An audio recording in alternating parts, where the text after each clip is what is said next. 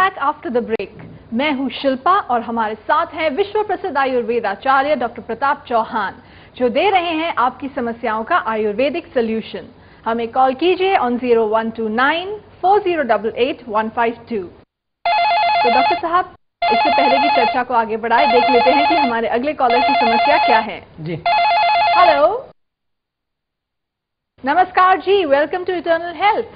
नमस्कार मैम। आपका शुभ नाम? हमारा नाम है अजय शर्मा। कहाँ से बोल रहे हैं आप? जी हम पंचकुला से बोल रहे हैं। हाँ जी। हाँ जी शर्मा जी, बोलिए क्या समस्या आपकी। नमस्कार डॉक्टर साहब। नमस्कार। हाँ जी डॉक्टर साहब, हमारी एज है 20 साल।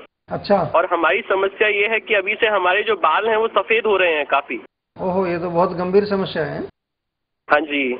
20 साल तो अभी कुछ उम्र है नहीं आपकी। देखिए, बाल सफेद होने का एक मूल कारण जो है वो होता है पित्त की वृद्धि शरीर में। हम बहुत बारी इस पर चर्चा करते हैं, शायद आपने पहले कभी सुना है कि नहीं मुझे नहीं मालूम, लेकिन जब बॉडी के अंदर हीट बढ़ जाती है, गर्मी बढ़ जाती है, बिल्कुल सिंपल, आप हरियाणा में रहते हैं, हरियाणा की भाषा में बताते हैं, जब गर्मी बढ़ जाएगी आपके अंदर।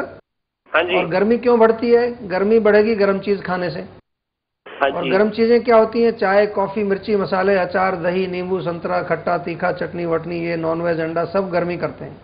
और आजकल के जो नौजवान हैं वो जंक फूड भी बहुत खाते हैं, उसमें भी प्रिजर्वेटिव्स, केमिकल्स डले होते हैं।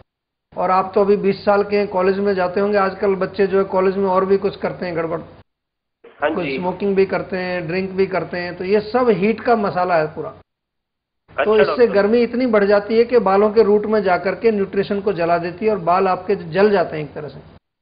अच्छा। जैसे ज्यादा गर्मी में घास जल जाती है ना, वो सफेद हो जाती है। हाँ जी। तो सबसे पहले तो ये जो जितनी चीजें मैंने बोली हैं आपको, इनको तुरंत जो है बंद कर दीजिए आप। ठीक है डॉक्टर। अभी आप 20 साल के, आपके चांसेस हैं कि बाल काले आ सकते हैं दोबारा से। दूसरा काम तुरंत शुरू करिए कि आप एक मिक्सचर बना लीजिए। मैं बहुत बारी बताता हूँ, आप भी लिख लो इसको। काले तिल ले लीजिए, काले तिल, भृंगराज और आंवला, तीनों चीज पंसारी के यहाँ मिल जाएंगी आपको।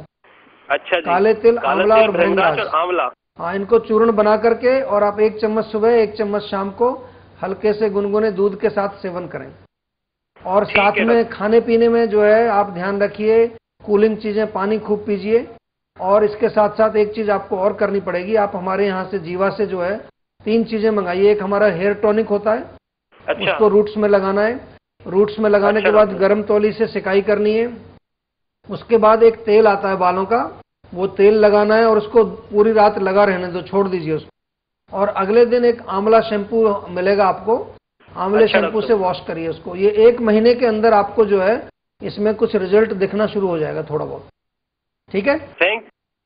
थैंक यू डॉक्टर साहब, थैंक्स अ लॉट। आपका भी धन्यवाद हमारे कार्यक्रम में फोन करने के लिए। Good bye. Okay ma'am, good bye. तो डॉक्टर साहब, इसी के साथ चर्चा को आगे बढ़ाते हैं। हाँ जी। और आपने बताया था कि जिन्हें रोग होता है उनका पंचकर्म तो आप करते ही हैं जी। लेकिन जिसे रोग नहीं है, जो व्यक्ति स्वस्थ है, क्या उसका भी पंचकर्म हो सकता है? बिल्कुल हो सकता है। देखिए, जैसे आपकी गाड़ी खराब होती है तभी थोड़ी ले जाते हैं गैराज में। जब गाड़ी सही चल रही है तब सर्विसिंग के लिए ले जाते हैं ना, रेगुलर इंटरवल पे जी। गाड़ी की सर्विसिंग कराते हैं। क्यों कराते हैं? ताकि गाड़ी खराब ना हो। इसी प्रकार से हम इस गाड़ी की सर्विसिंग कराते ही नहीं है कभी भी। तो इसलिए जो हेल्दी व्यक्ति हैं उनके लिए भी पंचकर्म आवश्यक है। कम से कम साल में 1 बार टाइम निकालना चाहिए। अगर ज्यादा समय नहीं निकलता तो 1 वीक के लिए भी बाहर आएंगे, 1 वीक में भी कुछ कर दें। वैसे बेस्ट तो 2 वीक के लिए आए, ताकि एक प्रोसीजर, कोई विरेचन वगैरह कुछ तो कर सके ना। नहीं तो 7 दिन में तो केवल पूर्व कर्म ही होगा। लेकिन पूर्व कर्म से भी काफी गंदगी निकलती है, क्योंकि साथ में हम डाइट भी देते हैं, लाइफस्टाइल देते हैं, हम थोड़ी योगा वगैरह भी क्लास कराते हैं, कुछ हमारा एक जीवनानंद प्रोग्राम है वो कराते हैं। तो इसलिए हेल्दी लोगों को भी ये करना चाहिए, अगर आप चाहते हैं कि आप रोगों से बचे रहें और लंबी आयु आपकी हो। जी जी, बहुत अच्छी बात बताई आपने। लेकिन हम देखते हैं कि कई जगह बोर्ड लगे होते हैं पंचकर्म के, लेकिन जब एक्चुअली वो ट्रीटमेंट करते हैं तो वो होता है कुछ और ही होता है। तो इससे क्या क्या दुष्प्रभाव हो सकते हैं, ये आपसे पूछना चाहूंगी। देखिए, आपने अच्छा प्रश्न किया है, क्योंकि मैं भी इससे काफी चिंतित होता हूँ। हमारे पास भी पेशेंट आते हैं ऐसी जगह होकर के, कहीं जगह जगह पर लगे हैं कि ये मसाज हो रही है, आयुर्वेदिक मसाज। और ये एक शब्द बड़ा पॉपुलर हो गया, केरला मसाज। जी। केरला मसाज कोई लोग पंचकर्म समझते हैं। केरला मसाज कोई आयुर्वेद की कोई टेक्निक थोड़ी है जी। वो तो एक केरला इतना पॉपुलर हो गया हमारा आयुर्वेद के लिए, इसलिए उसके साथ केरला मसाज ही जुड़ गया है। जी। लेकिन इससे दुष्प्रभाव क्या होता है कि आयुर्वेद का नाम बदनाम होता है, सबसे बड़ा दुष्प्रभाव ये है। अभी मेरे पास रशिया से 2 लोग आए जो कि आयुर्वेद भी पढ़ते थे, मेरा स्टूडेंट ही था बल्कि वो, और वो मेरे यहाँ पर पता नहीं क्यों नहीं आया, वो किसी और सेंटर में गया। रिजॉर्ट में चले जाते हैं ना कई बार लोग जी कि थोड़ा सा रिलैक्स करेंगे, वहाँ बीच पर भी चले जाएंगे, तो वो 3 हफ्ते का बुक करके आया था पंचकर्मा करने के लिए। 3 हफ्ते के बाद मेरे पास आया, कह रहे सर मेरा पंचकर्म तो किया नहीं उन्होंने, क्योंकि उसको मालूम है। मैंने कहा क्या किया उन्होंने? कह रहे कि रोज मालिश करते थे और शिरोधारा करते थे, ना तो मेरे को विरेचन दिया ना मेरे को बस्ती दी। तो वो बड़ा निराश था।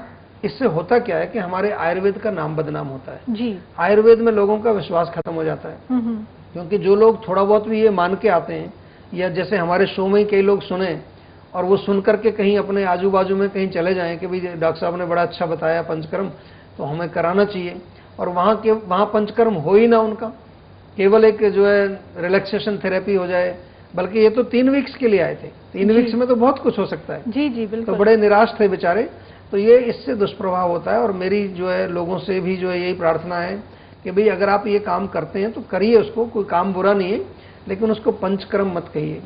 कि कभी कभार जो व्यक्ति अपने रोग को लेकर के चले जाते हैं इसमें कि जी मेरे को कमर दर्द हो रहा है या मेरे को घुटनों में दर्द है, तो वो रोग जो है ठीक होने की बजाय कई बार और बिगड़ जाता है जी। तो वो कभी भी फिर आयुर्वेद में नहीं जाएगा दोबारा, क्योंकि उसको थोड़ी मालूम है कि मेरा पंचकर्म नहीं हुआ। उसको क्या पता, आम आदमी विश्वास ही उठ जाएगा। वो तो सोचेगा मैंने पंचकर्म कराया, मेरा तो और बढ़ गया।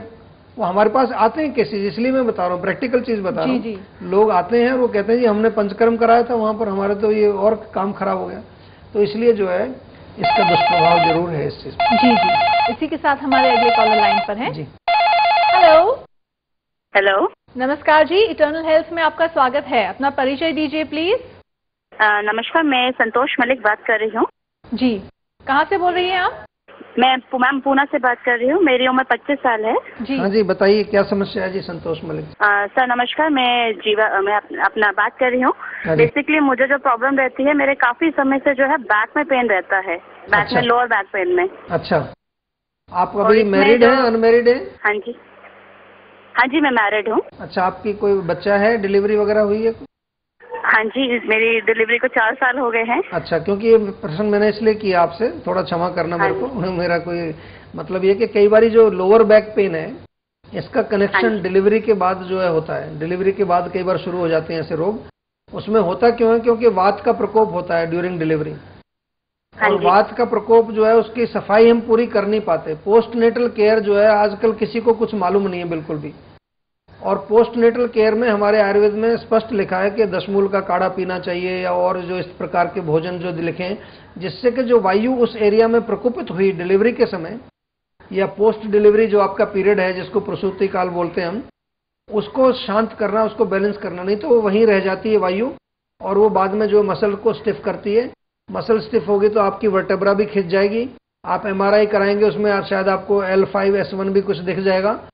तो ये मूल कारण है अभी भी। तो इसलिए एक तो दशमूल आप जो अभी भी पी सकते हैं, दशमूल का आप काढ़ा ले लीजिए, या दशमूल अरिष्ट मिलता है बाजार में, दशमूल अरिष्ट की 1 बोतल तो जरूर पी लीजिए।